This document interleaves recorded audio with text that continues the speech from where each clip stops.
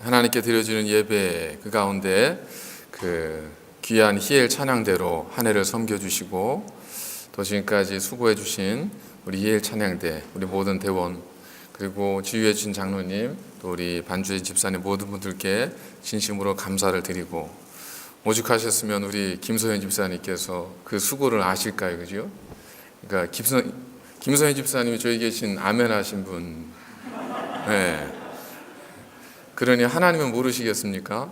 하나님께서 우리의 찬양대의 그 수고 헌신을 아시는 줄로 믿습니다. 감사를 드립니다. 인간이 살아가는 데 있어서 생활의 3대 필수 요소로 우리가 의식주를 이야기를 합니다. 입는 것, 그리고 먹는 것, 그리고 사는 곳, 이것이 인간이 살아가기에 필요한 세 가지의 어떤 필수 요소로 우리가 이야기를 하는데, 예수님께서 마태복음 6장에 우리들이 갖는 근심, 염려, 이것들을 이제 세 가지로 정의를 하시면서 구분을 하시면서 무엇을 말씀하셨냐면, 너희는 무엇을 먹을까, 무엇을 마실까, 무엇을 입을까 염려하지 말라고 하셨습니다.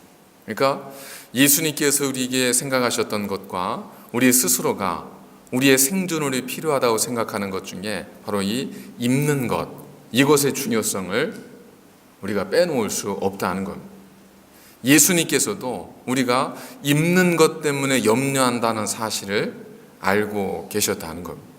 사실은 먹는 것 정도야, 사는 곳이야 우리가 염려하는 것이 마땅하다 하겠지만, 입는 것 가지고 염려할까 생각이 되실지 모르겠으나 주님도 분명히 너희는 무엇을 먹을까 마실까 입을까 염려하지 말라고 하셨거든요. 그만큼 이 입는 것의 문제는 우리에게 있어서 대단히 중요한 부분이라고 하지 않을 수 없다는 겁니다. 의상학에서 보면 이 의복의 기능은 크게 두 가지로 나누는데, 하나는 어떤 그 보호와 위생의 어떤 기능, 또 다른 하나는 사회적 기능. 그래서 위생 보호는 옷이 있어야 우리 체온이 유지가 되어지고 또 외부의 어떤 것들로부터 보호가 되기 때문에 자연히 그런 1차적 기능이고, 이 사회적 기능이라고 하는 것은 이 의복이 내가 누구인지를 사람들에게 드러내고, 때로는 심지어 이 의상심리학에서 보면 그 사람의 감정과 그 사람의 마음이 이 의상을 통해, 색깔을 통해 드러난다라고 이야기를 합니다. 그래서 쭉 책을 읽어보니까 이제 주로 검은색, 그걸 주로 입은, 이제 저 같은 경우도 양복 이러니까 그럴 수 있겠지만, 주로 검은색을 즐겨 입으신 분들은 굉장히 클래식하고 또 약간 좀 마음이 좀 우울할 수 있고요. 파란색 같은 경우는 굉장히 좀 어떤 그 도전적이고 진취적인 성향, 그리고 노란색 같은 경우는 마음이 굉장히 좀 유머스럽고 밝고 쾌활하고 이런 어떤 색깔을 통해서 그 사람의 심리를 또 평가를 하기도 합니다. 이처럼 우리가 의식을 하든 의식을 하지 못하든 우리의 의복은 우리가 누구인지를 보여주곤 합니다. 그래서 첫인상을 사람이 그 결정을 할 때 보통 첫인상에 결정하는 데 드는 시간이 약 0.3초라고 하잖아요. 그때 보여지는 게 뭐겠습니까? 그 사람의 표정과 옷이죠. 그러니까 옷은 저 사람이 어떤 사람이구나 하는 것을 보여주는 중요한 사회적 어떤 요소라는 겁니다. 제가 오늘 이 옷에 대해 말씀을 드리는 이유는 우리가 벗고 살 수 없기 때문에 그렇습니다. 지난주에 두 가지의 말씀을 드렸습니다. 지난주에 앞선 말씀을 통해서 너희가 땅의 모든 지체를 죽이라 라고 하는 것과, 두 번째는 너희가 이 모든 것들을 벗어버리라 라는 것이었거든요. 우리가 더러운 것들을 벗고 더러운 것들을 벗어버렸다면 이제는 벗고 살 수는 없기 때문에 입어야 하는 거죠. 그러니까 벗었다면 입는 게 자연스러운 것처럼 오늘 말씀은 그러한 논리적 연속을 통해서 우리에게 하나님의 말씀을 전하고 있고, 우리가 살아가야 될 그리스도인의 경건의 삶을 우리에게 말씀해주고 있다는 겁니다. 우리가 입어야 한다는 겁니다. 그런데 우리가 입기 위해서 먼저 우리가 중요하게 생각해야 될 부분이 뭐냐면, 이 옷이 누구나 나를 보호하고 나를 지키기 위해서 입기도 하지만, 이 옷이라고 하는 것은 내가 누구인가를 드러내기 때문에 우리는 무엇을 입어야 하는가라고 하는 염려를 갖기 전에 내가 누구인가라고 하는 것에 대한 인식과 이해가 필요하다는 겁니다. 그래서 오늘 말씀에서도 성경은 너희가 이런 옷을 입어라 라고 하기 전에 뭐라고 말씀하냐면, 그러므로 너희는 하나님의 택하시고 그리고 거룩하고 사랑받은 자처럼 너희는 이런 옷을 입으라 라고 말씀하는 겁니다. 그러니까 우리가 누구인지를 알면 우리가 왜 그 옷을 입어야 하는지가 분명하게 드러나는 거죠. 내가 어떤 자리에 가는 줄 알면 내가 무엇을 입어야 하는지가 드러날 수밖에 없는 거죠. 찬양대 왜 그 옷을 입으셨습니까? 옷이 좋아 보여서 나도 한번 입어보고 싶어서? 그게 아니잖아요, 그죠? 저 옷을 입으신 분들은 다 찬양대원이세요. 마찬가지로 우리가 무슨 옷을 입어야 한다면 우리는 내가 최소한 그 입을 입어야 할 분명한 이유와 어떤 사연이 있기 때문이라는 겁니다. 오늘 주님께서 우리에게 주시는 이 옷들도 보면 그 옷을 우리가 왜 입어야 하는지를 먼저 안 다음에 입으라고 우리에게 말씀을 하고 있습니다. 성경은 우리에게 세 가지를 말씀합니다. 첫 번째는 너희는 하나님의 택함을 받은 자다라는 겁니다. 택하심을 받았다는 것은 누군가로부터 선택을 받았다는 거죠. 여러분이 낚시를 하실 텐데, 낚시를 하실 때 바닷가나 호수에 낚싯줄을 던지고 그리고 고기가 이제 잡혀오게 되잖아요. 그러면 그 고기를 향해서 내가 너를 이 바다에서 택했어 라고 말하는 낚시꾼은 없습니다. 그건 택한 게 아니에요. 비록 수많은 낚싯대들이 들이워져 있고 수많은 낚시 바늘들이 여기저기 수십 개 수백 개가 있는 중에 내 낚싯줄에 걸렸다 할지라도 그것은 내가 택한 게 아니잖아요. 그냥 걸린 거예요. 만일 이 세상에 수많은 교회들이 있고 수많은 사람들이 있는데 어떻게 하다 보니까 우리가 만났어요. 그러면 이건 택한 게 아니에요. 그냥 어디 하다 보니까 과정 속에서 우리가 만나게 된 거, 우연히 그렇게 된 거죠. 그래서 성경 우리가 뭐라고 말씀하고 있냐면 너희는 하나님의 택하심을 입었다고 말씀하고 있습니다. 택했다는 건 뭐겠습니까? 그 사람에 대해서, 그 존재에 대해서 하나님께서 알고 계시다는 거예요. 그 존재에 대해서 하나님께서 관심을 가지고 계시는 겁니다. 그리고 그에 대해서 하나님께서 어떤 계획과 목적과 뜻을 가지고 계시다는 겁니다. 이것이 우리가 누군가를 택할 때 택하는 이유고 택한다는 것의 의의입니다. 그래서 우리도 무엇인가를 택할 때, 예를 들어서 아이스크림 통 안에 여러 가지 똑같은 종류의 아이스크림이 있다 할지라도 그냥 고르지 않잖아요. 택하잖아요, 그죠? 그거는 바닷가에서 낚시 잡는 것처럼 그렇게 던지는 것이 아니라 우리가 택한다고요. 뭘 택하죠? 녹지 않았던 것 같은 거, 맛있어 보이는 거, 그걸 택하는 거죠. 우리가 무엇인가를 택한다는 건 택함 받는 것에 대한 관심과 사랑과 어떤 의미가 부여된다는 뜻입니다. 그러니까 우리가 하나님으로 택함을 받았다는 것은 그냥 우연히 수많은 낚싯바늘 가운데 지나가다가 하나 걸려서 온 것이 아니라 하나님의, 우리는 알지 못할 수 있지만 하나님의 뜻과 계획과 한 사람 한 사람을 향한 하나님의 섭리와 목적을 통해서 우리는 오늘 하루하루의 삶들을 살아가고 있다는 겁니다. 물론 우리는 하나님이 택하셨다 할지라도 거기에 따른 우리의 선택도 있습니다. 하나님 우리에게 자유의지를 주셔서 우리로 하여금 선택하게 하십니다. 하나님 우리를 택하셨다 할지라도 우리가 따르지 않을 수 있습니다. 예를 들어서 제가 이 비유를 가장 잘 사용하는 게 내비게이션입니다. 우리는 내비게이션을 켜면 목적지를 정하죠. 목적지를 정하면 내가 갈 수 있는 가장 빠른 경로, 좋은 경로를 이 내비게이션이 안내를 해줍니다. 그런데 우리가 중간에 여러 가지 이유로 내가 잘못 길을 들었다든지 혹은 어떤 앞에 내비게이션 인지하지 못한 어떤 사고가 있어서 다른 길로 갈 때가 있습니다. 그러니까 정해진 경로로 가는 게 아니죠. 택한 길로 가는 게 아닙니다. 다른 길로 들어갑니다. 그럼 어떻게 하죠? 내비게이션은 내가 택한 그 길에서 또 내가 가장 안전하게 빠르게 갈 수 있는 새로운 경로를 우리에게 알려주죠. 자, 우리가 내가 선택한 건데, 예, 그렇습니다. 우리의 선택일 수 있습니다. 그러나 우리의 모든 하나하나의 선택 이전에 하나님께서 우리를 향한 하나님의 뜻과 계획과 섭리들을 이미 가지고 계시다는 겁니다. 내가 지금 이 자리에 있는 것이 정말 하나님의 선택과 하나님의 택함이었는지 우리는 알 수 없으나 어느 곳에 있든지 하나님께서는 그 자리에서 하나님의 뜻을 이루시고자 우리와 함께 일하실 수 있다면 우리는 비록 내가 이러저러해서 이만저만해서 이곳에 오게 되었다 할지라도 우리는 그것을 믿음 안에서 하나님의 택하심과 하나님의 부르심이라고 고백할 수 있다는 겁니다. 그런 의미에서 본다면 여기 앉아 계신 모든 분, 한 분 한 분은 다 하나님의 택하심과 부르심에 해당되신 분들이라는 것을 오늘 말씀 우리에게 전해주고 있습니다. 두 번째는 우리가 거룩한 사람이라는 겁니다. 여기서 거룩하다고 하는 것은 우리가 소위 말하는 성인, 세인트 누구를 의미하는 것이 아니라 거룩함의 본질의 의미는 구별되다이지 않습니까? 우리가 세상으로부터 세상의 기준에서 세상적 삶에서 구별되어진 사람들입니다.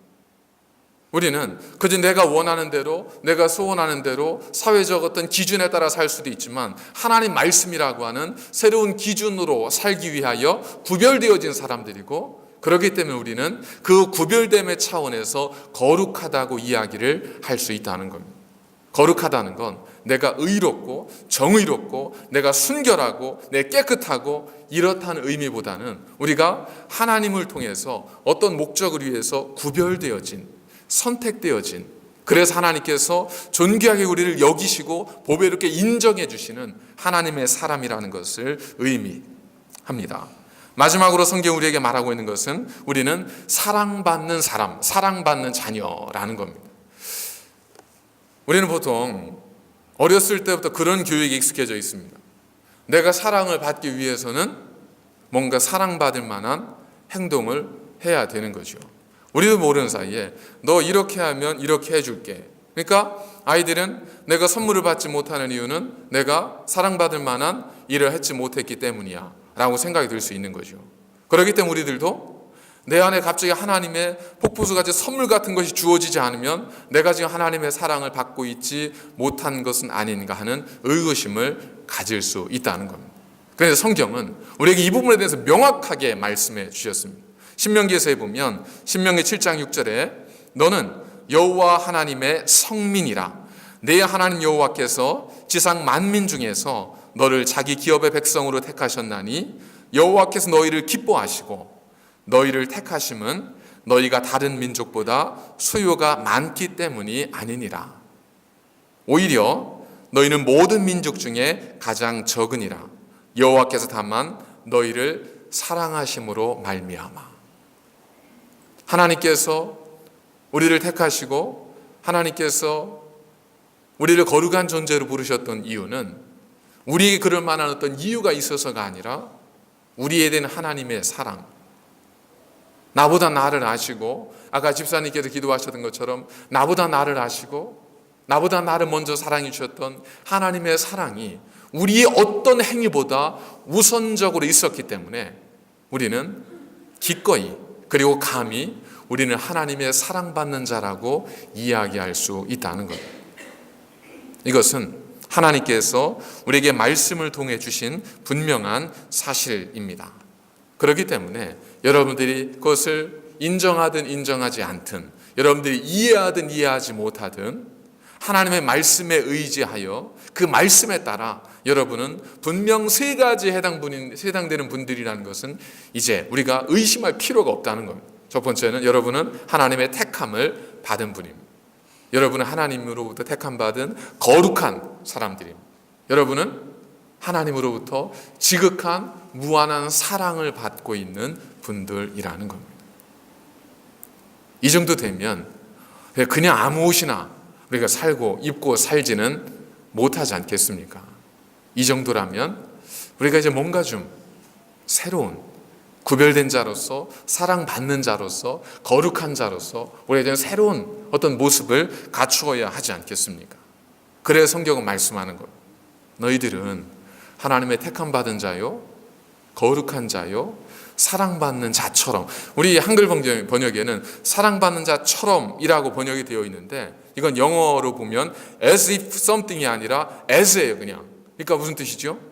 사랑받는 자로서로 이해할 수 있다는 겁니다.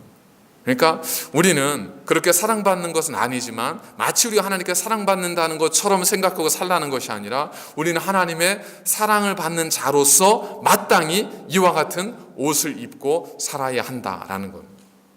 그러면 그 옷이 무엇인가? 오늘 성경에는 그게 5가지로 옷을 우리에게 소개해 주고 있는데, 그 중에 그 의미를 좀 구분해서 2가지로 한번 저희들이 살펴보도록 하겠습니다. 첫 번째, 우리가 입어야 될 옷은 긍휼과 자비와 겸손의 옷, 이 옷을 우리가 입어야 한다는 겁니다.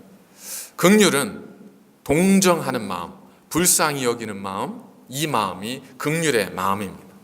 또한 그 자비는 선한 일, 선한 행실, 선한 마음, 이걸 자비라고 하죠.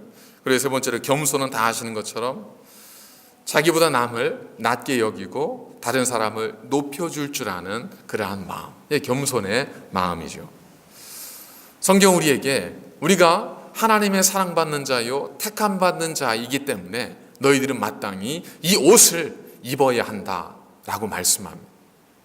아이가 아침에 엄마가 옷을 주는데 아이가 이야기하는 거예요. 엄마, 내가 왜 그 옷을 입어야 돼요? 나 그 옷 입기 싫어요. 뭐 한마디면 끝나는 거죠. 야, 니네 학교가 이 학교야. 그럼 입어야 되는 거예요. 그죠? 마찬가지로 내가 왜 이 옷을 입어야 돼요? 그럴 수 있습니다. 그러나 우리가 이 옷을 입어야 되는 이유는 우리가 하나님의 택함 받고 사랑받는 거룩한 자녀이기 때문입니다. 옷을 입지 않을 수 있습니다. 우리가 거부할 수 있습니다. 근데 거부한다는 건 옷을 입지 않는다는 걸 의미하는 것이 아니라 거기는 조금 더 깊은 의미가 있죠. 입는다는 건 그의 옷을 입고 그 뜻대로 살아가겠다는 것이고, 입지 않겠다는 것은 우리가 그 옷을 입고 받을 수 있는 영광스러운 기쁨, 그 구원의 기쁨을 우리 스스로가 보류하거나 거부하겠다는 의미죠. 그렇기 때문에 우리는 이 옷을 기쁨으로, 그냥 의무감이나 책임감에 의해서가 아니라 하나님의 영광스러운 택함받은 거룩한 사랑받는 자로서 우리가 기꺼이 이 옷을 좀 입고 당당하게 살아가실 필요가 있다는 겁니다. 누가복음 10장에 보면 한 율법 교사가 예수님께 와서 묻습니다. 누가 영생을 얻을 수 있습니까? 그러자 예수님께서 그에게 뭐라고 하시냐면 쭉 말씀하시죠. 그랬더니 뭐 그런 건 다 이미 했습니다. 그랬더니 예수님께서 내 이웃을 내 몸처럼 사랑하라 그럽니다. 그러자 이 율법 교사가 묻습니다. 제가 누구를 그럼 사랑하면 되겠습니까? 그 다음에 여러 가지 쭉 사건들이 있었죠. 이제 여리고 사건이죠. 여러분 다 아실 테니까 그 내용을 말씀드리지는 않겠습니다. 마지막 대화 끝에 예수님께서 그 율법 교사에게 이제 역으로 묻습니다. 누가 강도 만난 자의 이웃이냐? 그랬더니 이 율법 교사가 대답하기를 자비를 베푼 자입니다 라고 이야기를 합니다. 누가 누군가의 이웃이 될 수 있는가? 누가 누군가의 친구가 될 수 있는가? 바로 자비를 베푸는 사람. 이 자비가 뭐겠습니까? 긍휼의 마음에서 오는 자비이지 않습니까? 이 마음을 가진 사람이 누군가의 친구가 되고 누군가의 위로가 될 수 있다는 겁니다. 그러면 이 사마리아 사람보다 먼저 그 앞을 지나갔던 제사장과 레위인이 있지 않습니까? 그들은 이런 마음이 없었을까요? 저는 사실 여러분들과 좀 입장이 달라서 그런지 이 두 분의 입장이 충분히 이해가 돼요. 주님 말씀하시는 그 의미에서 보면 그 의미가 무엇인지 알지만 저는 그 두 분의 입장도 고민됐겠다 하는 생각이 듭니다. 예를 들어 보겠습니다. 여러분 중에 한 분이 오늘 교회 오시는데 오늘 저쪽 쏜리 지역엔 어제 밤부터 저녁부터 정전됐다고 하더라고요. 오늘 아침에도 오는데 보니까 교통신호가 켜지지 않아서 사고가 났습니다. 그러니까 도울 사람이 나밖에 없어요. 그래서 내가 어쩔 수 없이 그 사람을 돕는 옆에 있었습니다. 그러다 보니까 예배 시간에 늦어서 예배를 드리지 못했어요. 나중에 그런 이야기를 합니다. 그럼 여러분 그분에게 뭐라고 얘기해 주시겠어요? 여기서 드리는 것만이 예배겠습니까? 그렇게 도움이 필요한 사람을 위해서 당신의 시간과 삶을 나눈 것, 그것이 삶의 예배이지 않겠습니까? 하나님 기뻐하실 겁니다. 그럴 거 아니에요, 그죠? 자, 근데 제가 교회를 오는데 제가 그 사람을 만난 거예요. 그래서 제가 그 사람을 돕다 보니까 예배 시간은 다 돼가는데 도저히 자리를 비울 수 없는 형편이 돼서 여러분이 교회에서 12시가 돼 저를 기다리고 있는데 이분이 왜 안 오나 기다리는데 제가 어쩔 수 없이 그분을 돕느라고 교회를 못 온 거죠. 그러니까 예배가 드려지지를 못한 거죠. 그래서 제가 나중에 한 1시 반쯤 도착해서 여러분들에게 제 사정을 그때서 설명을 드리는 겁니다. 죄송합니다. 제가 교회 오는 길에 이런 일이 있어서 그렇게 그분을 도와주고 오느냐고 제가 좀 늦어서 예배를 못 드렸습니다. 여러분, 그러나 여러분들 충분히 저를 이해해 주시지요? 라고 묻는다면 여러분들은 아마 그렇다고 하실 거예요. 그러나 좀 마음 한켠에 조금 꼭 그렇게 하셔야만 했는가? 다른 지혜로운 방법 없었는가? 그럴 수 있을 거 아니에요, 그죠? 예를 들어서 다른 사람 불러서 그 사람 맡기고 좀 와서 예배는 그래도 드려야 되지 않겠는가? 이런 생각 왜 안 드시겠어요? 이 레위인과 제사장은 성전의 제사의 직무를 맡은 분들인데, 이 성전의 직무를 맡은 사람들은 예배드릴 일주일 전부터 준비를 했지 않습니까? 그래서 부정한 것을 만질 수가 없었어요. 이분들이 제사를 지내러 가는 길이었다든지 제사가 임박했다든지 했다면 아마 불쌍하긴 한데 그를 돕는 것에 대해서 좀 걱정이 되지 않았겠습니까? 자, 근데 예수님께서 말씀하신 거, 이런 세세한 것까지 해서 그러니 불가지론이다, 누구도 뭐라고 할 수 없다, 이 얘기를 하는 것이 아니라 뭐냐면 최소한 그들에게, 두 사람에게는 이를 불쌍히 여기는 마음, 긍휼히 여기는 마음이 없었든지, 혹은 긍휼히 여기는 마음으로 인해서 자기의 삶이 방해받는 것을 원치 않았다는 겁니다.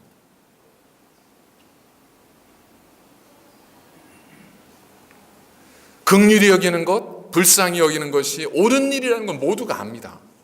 그러나 때로 우리는 누군가를 긍휼히 여기는 것이 좋은 일인 줄 알지만 그것 때문에 내 삶이 방해받거나 내 삶에 영향을 받고 싶어 하지는 않는다는 겁니다. 그런 의미에서 본다면 우리 또한 주님께서 말씀하신 제사장과 레위인과 우리의 모습이 결코 다르다고 할 수 없다는 겁니다. 한번 생각해 보십시오.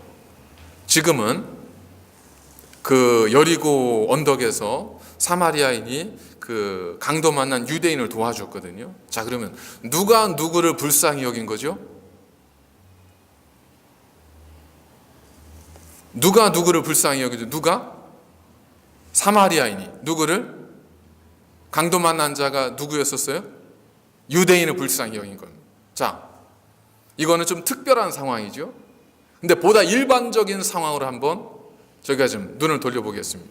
평상시라면 누가 누구를 불쌍히 여겨야 한다고 그나마 생각하겠어요? 평상시라면 아마도 사마리아인이 유대인을 불쌍히 여겨야 한다는 생각은 추호도 갖지 않았을 겁니다. 평상시라면 선택받은 선민인 유대인이 사마리아인을 불쌍히 여겨야 한다고 그렇게 배우고 생각했을 거예요. 그런데 하나님께서 이 사마리아인에게 새로운 기회를 주셨습니다. 어떤 기회를 주셨냐면 그전에는 그저 불쌍히 여김, 때로는 조롱과 비난을 받다가 어느 순간에 내가 누군가를 불쌍히 여길 수 있는 상황을 하나님께서 허락하신 거죠. 그 상황이 되었습니다. 사마리아인이 그 사람을 봅니다. 아유, 안 됐네. 측은히 여기는 마음이 있어요. 그런데 어떤 생각이 드냐면 불쌍하긴 한데 그동안 저 유대인들이 우리 사마리아인들에게 했던 거에 보면 내가 저 사람을 도와주는 건 이건 정말 내가 못할 것 같아. 저 사람들은 마땅히 좀 고생해야 돼 라는 생각을 할 수도 있지 않겠습니까? 만일 이 사마리아 사람이 그 마음을 가졌다면 그는 누워있는 유대인을 불쌍히 여기지 못했을 겁니다. 만일 그가 자신을 겸손하게 낮추지 않았더라면 그는 이 강도 만난 유대인을 불쌍히 여기고 그에게 자비를 베풀지 못했을 겁니다. 단지 무엇 때문에? 어느 순간 하나님께서 자신에게 특별한 기회를 주신 거예요. 누군가를 불쌍히 여길 수 있는 그동안에는 불쌍히 여김만 받아왔지만 어느 순간 나도 누군가를 긍휼히 여길 수 있는 기회를 주신 거죠. 이 선한 사마리아 사람은 그 기회를 놓치지 않습니다. 그리고 그저 인간적인 생각으로 그를 불쌍히 여기고 그를 위해서 자기의 시간과 재물과 노력을 들여서 그를 도와주고 길을 떠납니다. 여러분, 우리는 교회에서 만났습니다. 하나님의 자녀, 그리스도의 제자로 우리가 서로를 만났습니다. 그렇기 때문에 우리는 최소한 좋아하는 하나된 우리 모두가 서로에 대해서 일부러 불쌍히 여길 필요는 없지만 누군가 도움이 필요할 때, 누군가 어색해할 때, 누군가 아파할 때 그를 도와주고 긍휼히 여기고 자비를 베풀어 주려는 것은 당연하지 않겠습니까? 그 옷을 입는 그것은 오히려 의의를 내세우는 것도 아니고 너무나 당연한 일입니다. 그런데 교회에서 만나다 보니까 우리는 어떻게 만나죠? 때로는 목사와 성도님들을 만나기로 하고, 때로는 어른과 연배 아래로 만나기도 하고, 때로는 직분자와 그렇지 않은 분을 만나기도 하고, 때로는 리더와 피리더를 만나기도 합니다. 그러다 보니까 뭔가 이렇게 질서가 형성이 돼서 이렇게 되기도 저렇게 되기도 하죠. 근데 한번 우리가 사회에서 만났다고 생각해 보십시오. 요즘 사회가 무섭습니다. 한번 기사를 읽어보니까 한국에서, 여러분들이 한국에서 대학 생활 하실 때 그때는 아마 이제 선배님 뭐 이런 호칭이 있었는데, 어떤 한 남자 청년이 군대를 갔다가 그 2년이 지나서 이제 복학을 해서 동아리 사무실에 갔대요. 가서 회의를 하는데 까마득한 후배, 한 4, 5년 후배가 자기를 부르는데 뭐라고 부르냐면, 범욱 씨, 이거에 대해 어떻게 생각하세요? 이렇게 얘기를 하더래요. 까마득한 후배가 아무개 씨 이렇게 이야기를 하는 거예요. 너무 당황스러워서 이걸 어떻게 받아들여야 되나 하는데, 보니까 요즘은 이 젊은 분위기로 갈수록 대부분 이제 선배 후배는 위계 질서잖아요. 우리는 뭐 비록 먼저 들어온 것 뿐이지 뭐가 뭐 당신 나보다 뭐 높을 게 뭐 있냐, 똑같다고 우리는. 그래서 씨로 부른다 하는 거예요. 성향 자체가 이제 이렇게 많이 바뀌어져 간대요. 이런 세상을 우리가 사회에서 만났다고 생각해 보십시오. 우리도 서로 어떻게 대할까요? 제가 목사니까, 목사로 여러분을 만났으니까 그나마 여러분들에게 목사님 한 얘기가 듣지, 밖에서 여러분 저를 만났어 보세요. 뭐라고 하시겠어요? 아저씨, 이거 왜 뭐가 더 있겠어요? 그러면 밖에서 우리가 누가 누구를 긍휼히 여겨야 될까요? 그래도 교회에서는 먼저 신앙생활 하신 분이, 먼저 교회에 등록하신 분이 나중에 오신 분들에 대해서 긍휼히 여겨 불쌍히 여기는 마음을 가질 수 있어요. 왜? 나는 다 먼저 알고 나는 먼저 관계가 형성이 되어 있으니까. 나중에 오신 분들은 그게 없잖아요. 그러니까 도움이 필요하잖아요. 내가 긍휼히 여길 수 있는 자리가 된 거예요. 근데 만일 내가 밖에서 만나보십시오. 내가 그분을 의사와 환자로 만났어요. 나 어떻게 하겠어요, 그분에게? 내가 그분을 의사로 대접할 거 아니에요. 그럼 우리가 교회에서는 어떻죠? 그거 다 띄고, 계급장 다 띄고 우리 만나잖아요. 우리가 소위 아는 대로 서로 만나지 않습니까?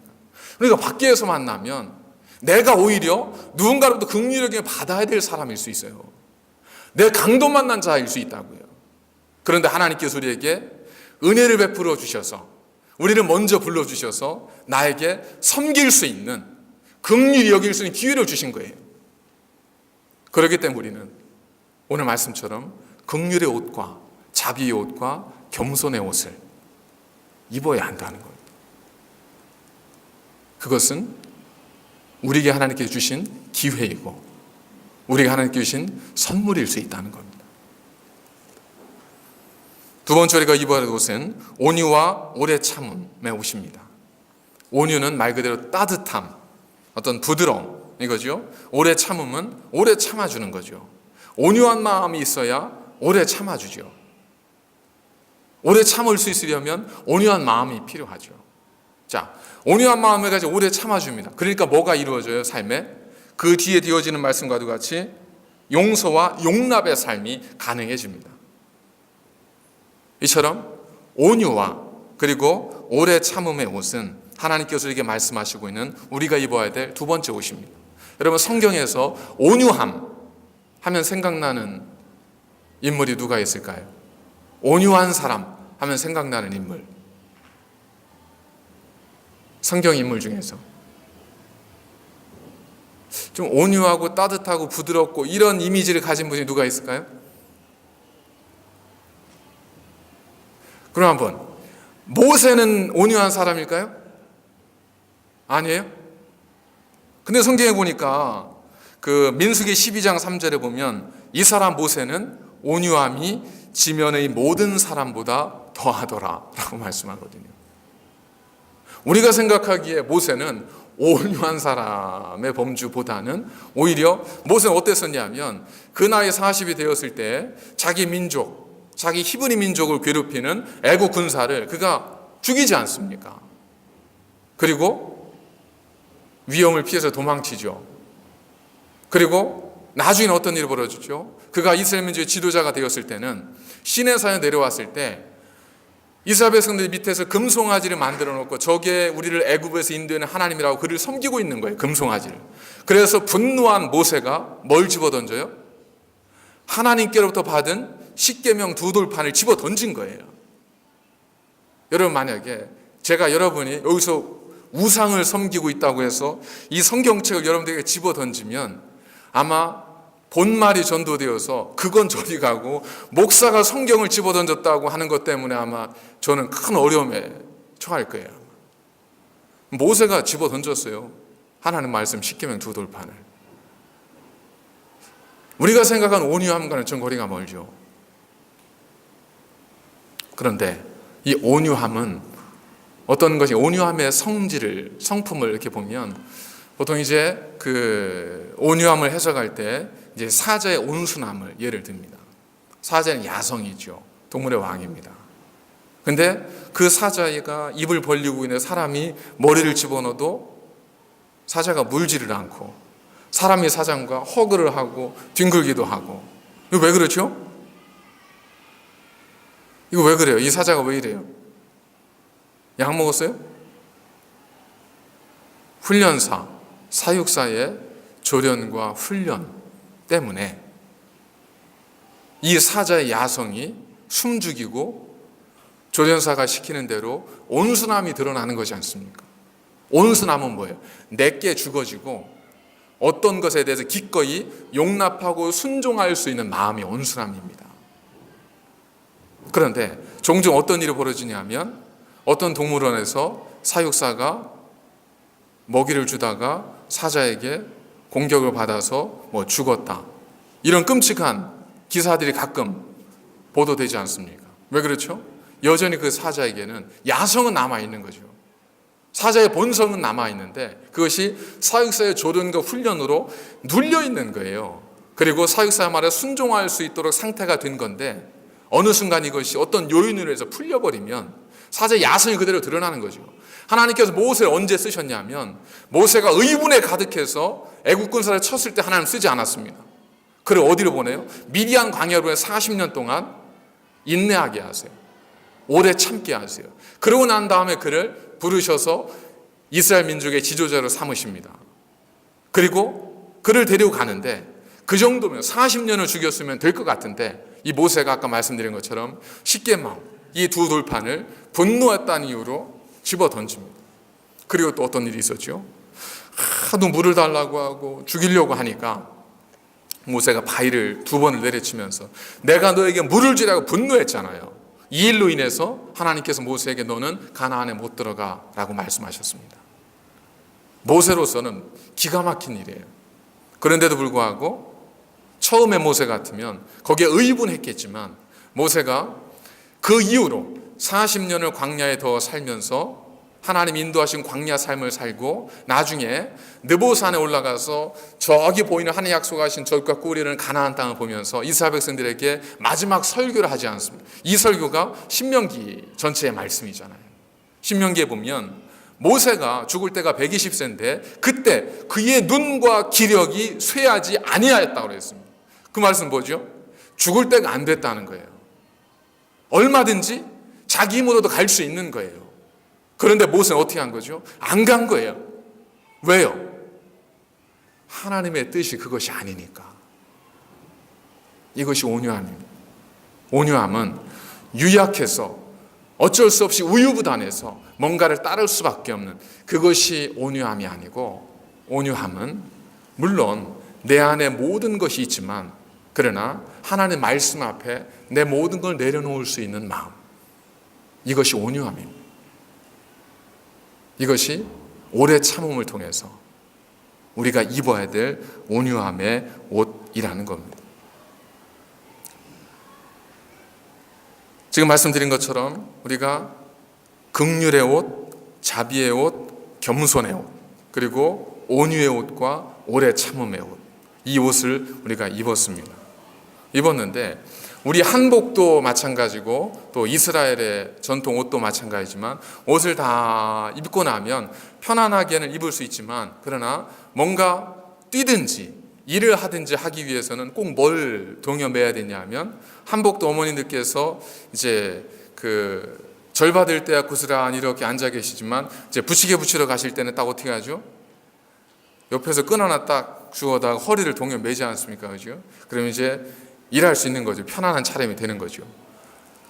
남성분들도 옷을 다 입은 다음에 혁띠를 딱 매잖아요. 그래야 흘러내리지도 않고. 그런 것처럼 너희가 이 모든 것들을 다 입은 후에 사랑으로 띠를 띠라. 그러니까 무슨 이야기냐면 이 모든 일을 하되 억지로 그냥 책임으로 그렇게 하지 말고 사랑의 마음으로 이 모든 옷을 입고 너희들이 행동해라 라는 겁니다. 그걸 누가 모르나요? 근데 그게 쉽지 않지 않습니까? 그래서 성경에서 우리가 뭐라고 말씀하냐면 주께서 너희를 용서하신 것 같이, 요한복음에 보면 내가 너희를 사랑한 것처럼 너희도 서로 사랑하라 라고 말씀합니다. 그러니까 우리가 이런 옷을 입고 사랑의 띠를 띠어서 우리가 완전한 그리스도인으로 거듭날 수 있기 위해서는 우리가 무엇이 필요하다는 거죠? 나를 먼저 사랑해 주신 하나님의 사랑에 대한 깨달음과 그 사랑에 대한 감격과 고백이 먼저 필요하다는 겁니다. 그래서 예수님께서는 십자가에 돌아가시기 전에 제자들에게 먼저 말씀하셨습니다. 너희가 이 성에 먼저 머물러 있어라. 떠나지 말라. 언제까지? 성령이, 약속하신 성령이 너희에게 머물 때까지. 그 성령님을 통해서 그들의 눈과 귀가 열려져서 그들이 보지 못했던 하나님의 사랑과 부활의 영광이 깨달아질 때만이 비로소 그들은 달릴 준비가 되었다는 거죠. 우리도 마찬가지입니다. 우리의 생각, 하고 싶지만 안 되는 것, 이 모든 것들을 극복하고 할 수 있도록 만드는 힘은 다른 거 아닙니다. 우리의 열정과 원함보다는 나를 먼저 사랑해 주신 하나님에 대한 사랑, 나를 택해 주신 하나님의 사랑. 사실 우리 신앙이 차가워지고 우리 교회가 힘을 잃은 이유가 어디에 있을까요? 숫자가 없어서, 돈이 없어서 그런 거 아니지 않습니까?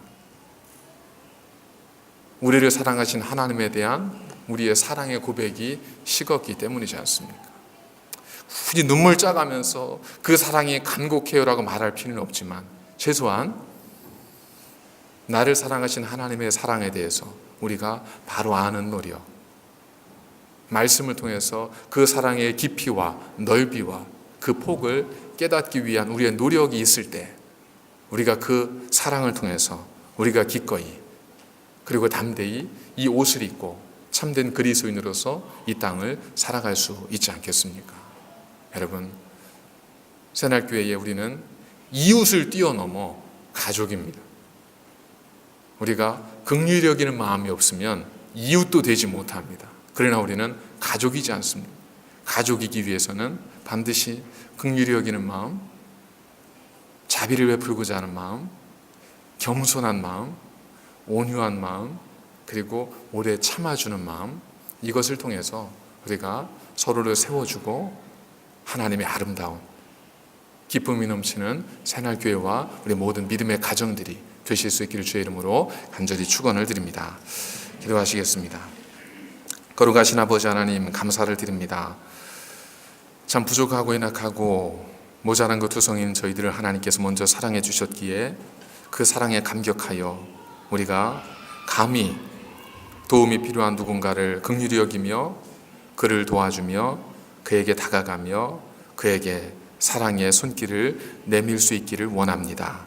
하나님, 저희 새날교회가 그런 교회, 그런 가정, 그런 믿음의 성도들 다 되어서 하나님께서 보시기에 정말 아름답고 존귀한 그 교회 되어 이 땅에 많은 사랑이 필요한 이들이, 도움이 필요한 이들이, 위로가 필요한 이들이 저들을 통하여 하나님의 사랑과 위로를 얻기 위하여 찾아오는 아름다운 주님의 교회가 되어질 수 있도록 우리를 새롭게 하시고 우리를 변화시키시고 우리와 함께하여 주시옵소서.